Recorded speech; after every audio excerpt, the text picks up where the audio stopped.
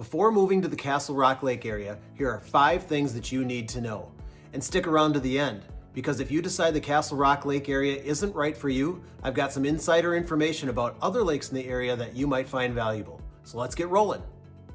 Don't get me wrong, there's a lot of great things about moving to the Castle Rock Lake area, but today we're going to take a look at 5 things you need to know about moving to Castle Rock Lake and the surrounding area so you can make the decision that's best for you.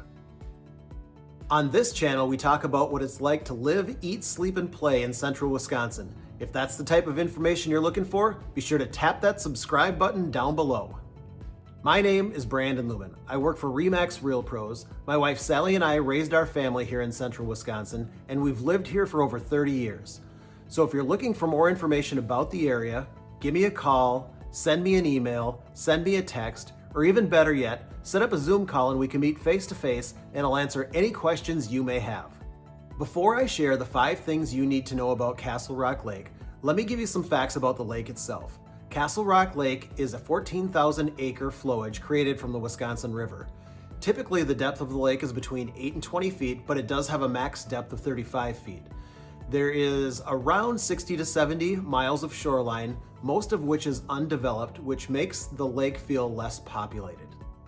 All right, the first thing that you need to know about Castle Rock Lake is that owning lake frontage is not typical. Let's jump to the map and I'll show you what I mean.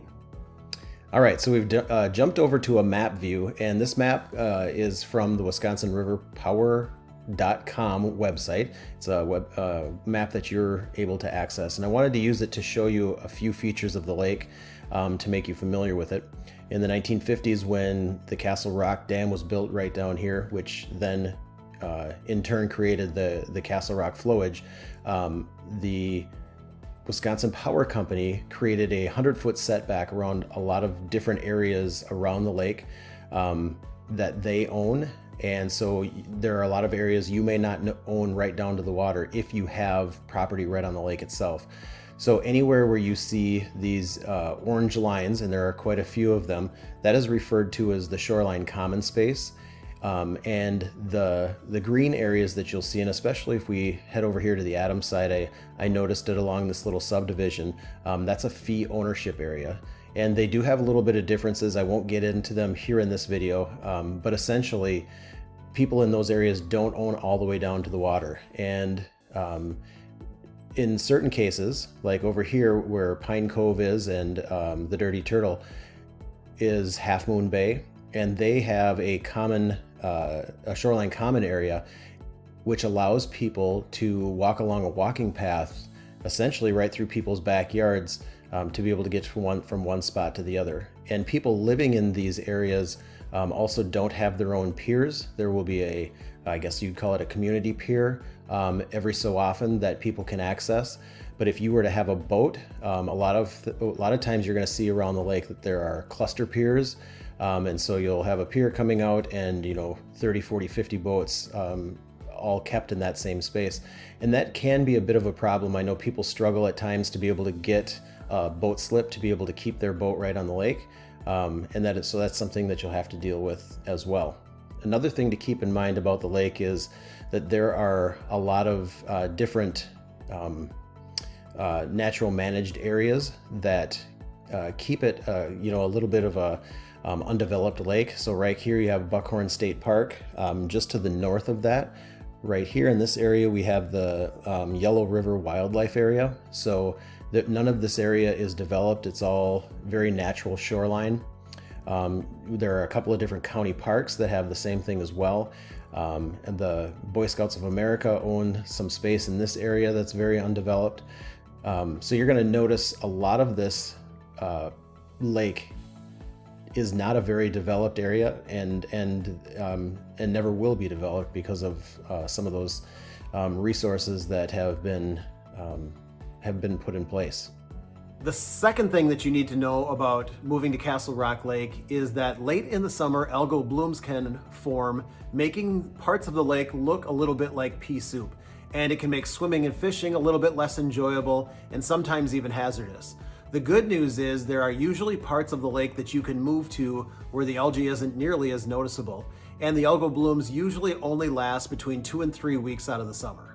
All right, The third thing you need to know about Castle Rock Lake is that it does have a reputation of being a bit of a party lake.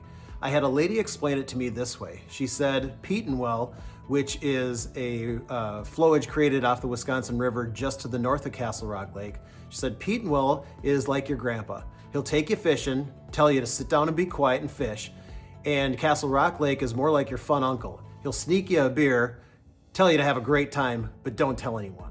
If you come to Castle Rock Lake during the summer, traffic on the lake and on the boat ramps is typically going to be heavy on the weekends or during holidays. But if you make your way to the boat ramps or are on the lake in the middle of the week, you usually have the lake wide open to do whatever you need. And to be honest, even on the weekends or on holidays, there are usually spots you can sneak to on the lake where it isn't nearly as populated. You just have to do a little searching to find those spaces. Some of the reasons that people come to Castle Rock Lake to have a good time is that there are several bars and grills on both sides of the lake, on the Juneau County side and on the Adams side.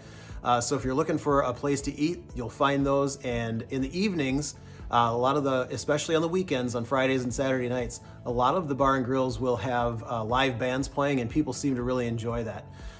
The other hot spot on Castle Rock Lake is an island called Alcatraz, and on the east side, or the west side, the Juneau County side, along that island, it's very shallow, and a lot of people like to pull their boats up and anchor, and they'll have music playing, and people will be out throwing the football around and having a good time. And so that can definitely be a hot spot and can get quite crowded, especially on holidays and weekends. The other thing people like to do on Castle Rock Lake is to head up the Wisconsin River. You do have to be a little bit careful, but they do have buoys set in the channel, so you know where you can be, where the water's deep enough.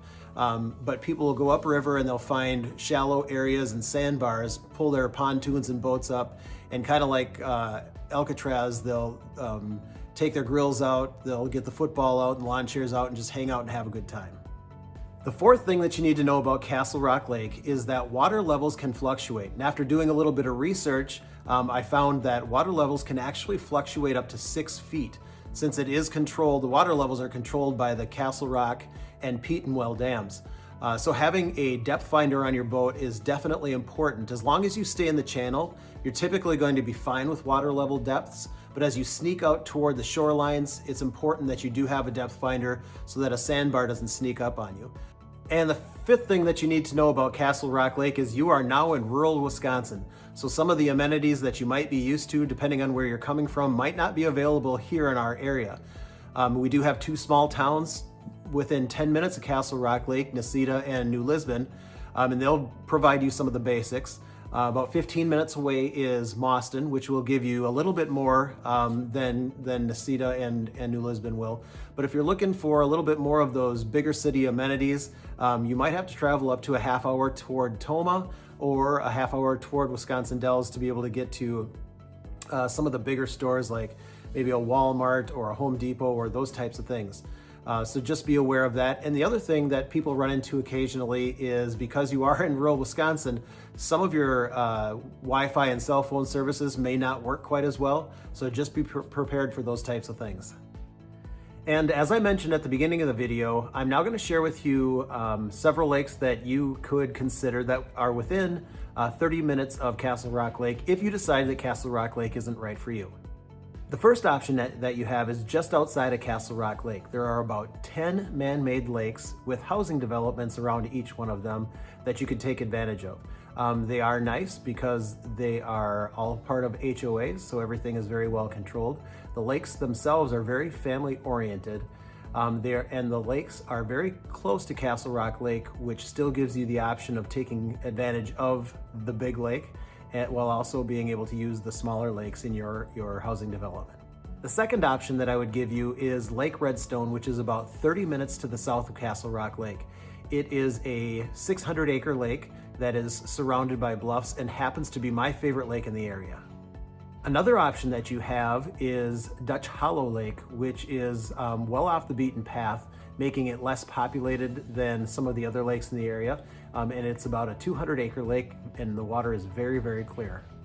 And my final suggestion for you would be Lake Petenwell, which is just to the north of Castle Rock Lake. It is also a flowage created off the Wisconsin River, and it's about a 23,000 acre lake. It is the second largest lake in the state of Wisconsin, and very similar to Castle Rock Lake, is very undeveloped. As a matter of fact, at this time, it only has one bar and grill servicing the entire lake. Again, my name is Brandon Lumen. If you have any questions about Castle Rock Lake or any of the other lakes that I have mentioned, give me a call, send me a text, send me an email, or even better yet, set up a Zoom call and we can meet face to face and I'll answer any questions you may have. Thanks for watching.